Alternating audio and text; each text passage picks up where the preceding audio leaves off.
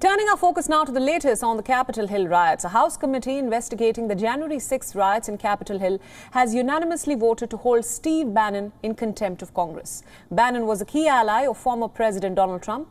He was summoned to testify before the panel but refused to do so. Now his fate rests with the House of Representatives, who will vote to approve the matter later this week.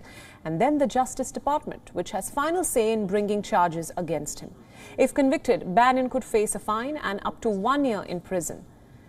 The right-wing radio host and political advisor had refused to appear before the panel on grounds that Trump had executive privileges. That basically allows presidents to keep certain conversations with their aides in secret. But Bannon was not part of the Trump administration at the time of the riots. He had been fired in 2017. And the panel said that he no longer had any legal reason, that is, not to appear in court. Mr. Bannon stands alone in his complete defiance of our subpoena. That's not acceptable. No one in this country, no matter how wealthy or how powerful, is above the law. Left unaddressed, this defiance may encourage others to follow Mr. Bannon down the same path.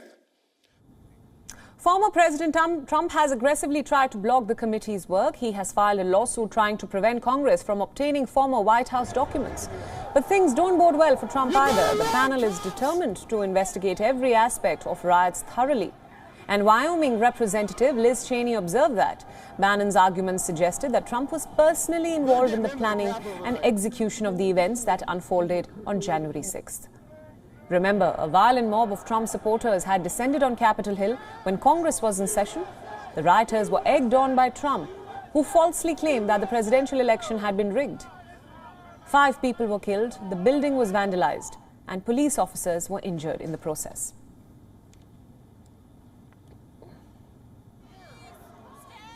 WION World is now available in your country. Download the app now and get all the news updates on the move.